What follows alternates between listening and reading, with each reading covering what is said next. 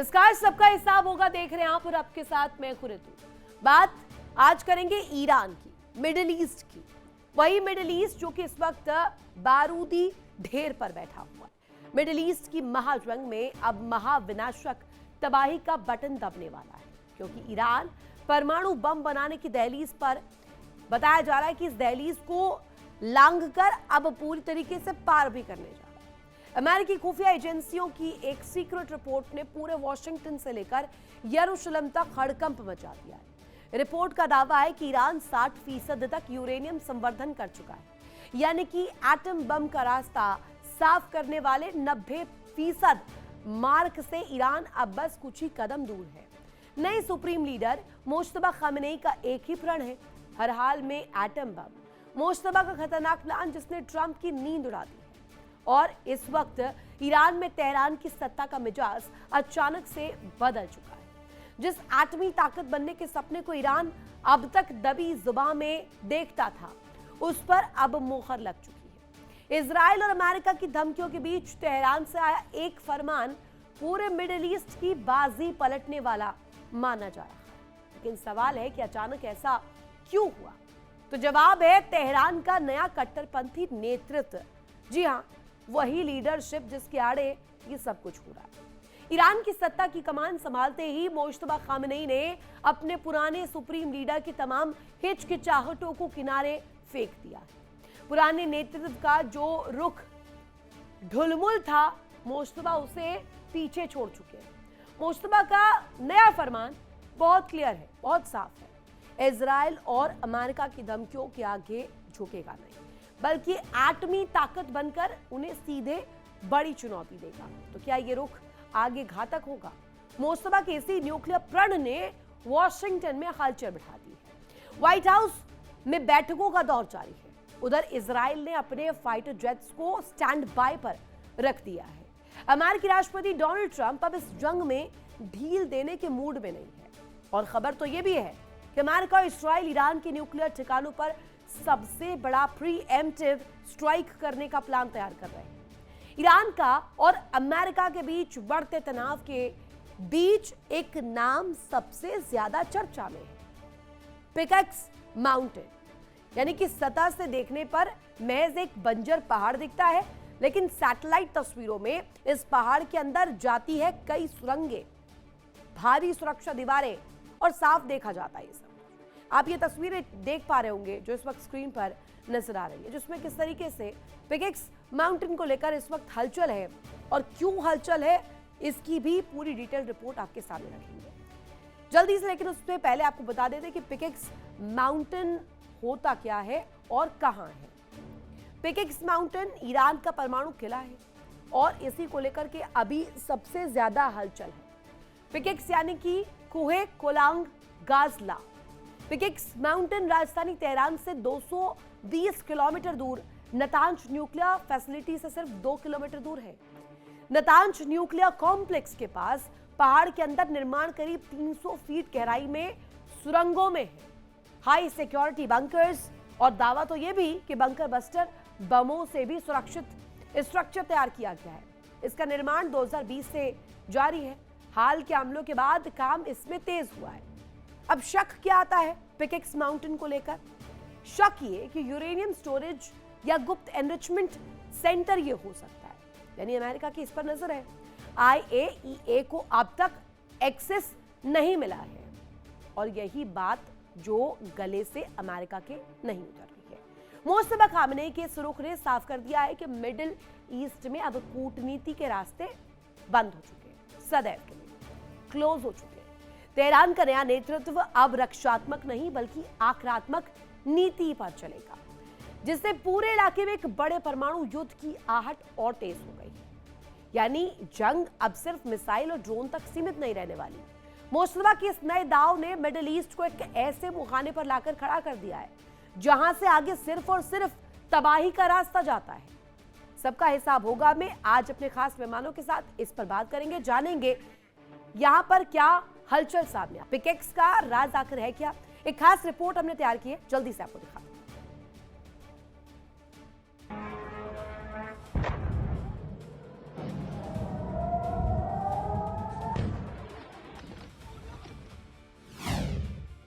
Iran का pickaxe mountain Trump की नजर। मुश्तबा का मिशन, बढ़ी यूएस इजराइल की टेंशन।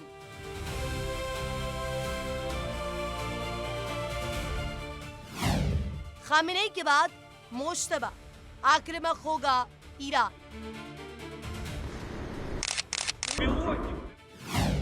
पिकेक्स में न्यूक्लियर हलचल, ट्रंप की बढ़ी धड़कन। पिकेक्स का एटमी राज, महायुद्ध का आगाज।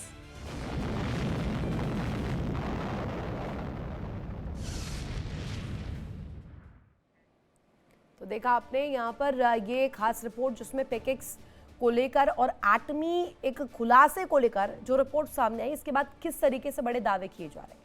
जल्दी से आज का बड़ा सवाल आपके सामने रख देती हूँ। सवाल ये कि क्या ईरान का अगला कदम अमेरिका और इजराइल के लिए सबसे बड़ा खतरा बनेगा? क्या है इसके पीछे सवाल और इससे जुड़े हुए राज? दावों में कितना दम है, इसी पर करेंगे बड़ी चर्चा। मेरे साथ खास मेहमान जुड़े हुए हैं, तारुफ करवा दूं आपका। ब्रिगेडियर विनोद दत्ता, रोहित शर्मा विदेश मामलों के जानकार, प्रोफेसर मनोज कुमार ईरान मामलों के जानकार हमारे साथ कनेक्ट है। तीनों का ही तहे दिल से स्वागत करूंगी। पहला प्रश्न, यहाँ पर जिस तरीके से इस वक्त कवायद की जा रही है और चर्चाएं काफी तेज है, विनोद सर, हमने देखा कि यूएस, इजराइल, ईरान, इस टेंशन के बीच पिकेक्स नामक एक ऐसा राज सामने आ गया जिससे अब ये कहा जा रहा है कि बड़े बड़े सूरमा इसे एनालाइज नहीं कर पा रहे हैं। बड़े बड़े ताकतों को झोंक दिया है सुपर पावर ने, लेकिन पिकेक्स नामक ये ऐसा एक कण है जो डिकोड नहीं कर पा रहा है सुपर पावर। हाँ बिल्कुल, देखिए ईरान की जो जौहरी ताकत है, जो उसकी संवर्धन की कैपेसिटी है, वो पूरे विश्व को पता है। और अभी भी वो करीब 9 से 10 न्यूक्लियर जो वेपन्स है उनको तैयार कर सकता है, क्योंकि वो ये जानता है कि अमेरिका किस तरह से मतलब उसके साथ विश्वासघात कर सकता है। क्योंकि अगर ईरान के पास इस तरह की सेल्फ डिफेंस कैपेबिलिटी नहीं होगी, तब तक मुझे नहीं लगता कि ये इस तरह की कोई चीज मतलब अमेरिका को रोक पाएगी। तो जौहरी जो हथियार होते हैं, they are nuclear deterrents, they are nuclear deterrents, they are not technical weapons, they are strategic weapons. और उसे मालूम है, पिछली करीब 47-48 सालों से इस तरह की अदावत है अमेरिका और ईरान की, क्योंकि वो अपने जो जौहरी जो उसके इंस्टॉलेशंस हैं या उसकी जो इंफ्रास्ट्रक्चर है, उसको कोई वो शो विंडो में तो रखेगा नहीं। तो उसमें इसी तरह पिकेक्स माउंटेन वगैरह या जो उसका ऐसे एरियाज में उसको रखा गया है जहां उसने उसको 5 लेयर्ड सिक्योरिटी पर प्रदान कर रखी है। और इन्हीं चीजों को ध्यान में रखते हुए अमेरिका की जो परेशानी का सबब है वो यही है। इजराइल की परेशानी का जो सबब है वो भी यही है, क्योंकि उन्हें मालूम है कि ईरान को अगर ज्यादा पुश किया गया तो वो एक ऐसा रिटेलिएटरी अटैक करेगा जिसमें खासकर, हालांकि अमेरिकन जो मेनलैंड है वो काफी दूर है, लेकिन अमेरिकन बेसिस या इजराइल के ऊपर वो इस तरह के जौहरी अटैक कर सकता है या डर्टी बॉम्ब से अटैक कर सकता है, जिसके लिए मतलब उनके पास न तो कोई तोड़ होगा और एक ऐसी मतलब न्यूक्लियर होलोकास्ट की तरफ इस विश्व को ले जाएगा जिसके लिए पूरा विश्व will feel sorry about it. तो बिल्कुल वो त्याग करने को तैयार नहीं है। उसे मालूम है कि अगर जरूरत पड़ी, क्योंकि देखिए उसकी एयरफोर्स शुरू से ही बिल्कुल इफेक्टिव नहीं थी, बिकॉज सैंक्शंस उसके ऊपर इतने लगे हुए थे। उसके जो लॉन्ग रेंज जो उसके मिसाइल सिस्टम है, एंगेजमेंट वेपन्स, वो उसकी एयरफोर्स को कंपनसेट कर रहे हैं। नेवी उसकी कोई ज्यादा फॉर्मिडेबल थी नहीं, और जितनी भी थी वो अमेरिका ने उसको नष्ट कर दिया गया है। तो उसके पास केवल मिसाइल्स और ये जौहरी ताकत है जिसकी वजह से वो युद्ध में टिका हुआ है। और अमेरिका को भी इस बात का इल्म है। अमेरिका इसीलिए ग्राउंड ऑपरेशंस बिल्कुल करने को तैयार नहीं है, ना ही वो अपनी फोर्सेस उतारने को तैयार है, क्योंकि उसे मालूम है कि जो उसका हाल अफगानिस्तान में हुआ, जो उसका हाल वियतनाम में हुआ, वही उसका हश्र ईरान में भी होने वाला है। डेफिनेटली। और इसी को लेकर रोहित सर से मैं एक सवाल करना चाहूंगी। रोहित जी, अगर सीधे सीधे मैं आपसे पूछूं तो ये एटमी राज है क्या? क्या यही वो सबसे महत्वपूर्ण कण है जिससे ईरान अभी भी इस तरीके से दावा ठोक रहा है, पलटवार कर रहा है बिना डरे बेधड़क? देखिए, एक चीज आप लोगों की टीम की मैं तारीफ करना चाहूंगा, स्पेसिफिकली आपकी भी, कि आप लोगों की रिसर्च बहुत अच्छी होगी। ठीक है, इस रिसर्च में मैं एक चीज एडवांस कर दूंगा, एक चीज एडिशन करूंगा कि ईरान को किसी चीज का डर है क्या? जो आदमी बिल्कुल खत्म हो चुका है तो उसको किसी चीज का डर नहीं होता। मेरी जेब में 10 रुपए ना हो तो फिर उसके बाद मेरी पूरी जन्म पत्री मिल जाए, राहु भी मिल जाए, शनि भी मिल जाए, मेरा कुछ नहीं बिगड़ता। सच बात ये है, मेरे पास कुछ नहीं। ईरान की वही हालत है। And then look at the backing, China की बैकिंग है, रशिया की बैकिंग है। यू हैव मतलब पैसा वो भले ही ना दें, they will give you sophisticated technology. अब न्यूक्लियर वेपन, न्यूक्लियर वेपन एक ऐसा वेपन है जो बेटा किसी को भी मिल सकता है, जो किसी को भी मिल सकता है, जब तक पाकिस्तान जैसे भिखमंगे कंट्री बैठे। And Iran has the leverage. Iran को पाकिस्तान छोड़िए, नॉर्थ कोरिया भी देने के लिए तैयार है। नॉर्थ कोरिया पे अगर आप इतने सैंक्शंस ना हो या नॉर्थ कोरिया पे इतनी पैनी नजर ना हो, वो $1 बिलियन के लिए अपने न्यूक्लियर वेपन्स बेच, तो न्यूक्लियर पे तो बिकने के लिए तैयार खड़े ना ईरान ने। जैसे फ्रांस की बात करूं तो फ्रांस ने सब कुछ अपना खुद बनाया है, अपना इंजन खुद बनाया, फाइटर जेट का इंजन, जो हमारे पास नहीं है, इंडिया के पास नहीं है, वर्ल्ड की 6th लार्जेस्ट इकोनॉमी के पास नहीं है। हम इतने साल से मेहनत कर रहे हैं, फ्रांस ने खुद बनाया है।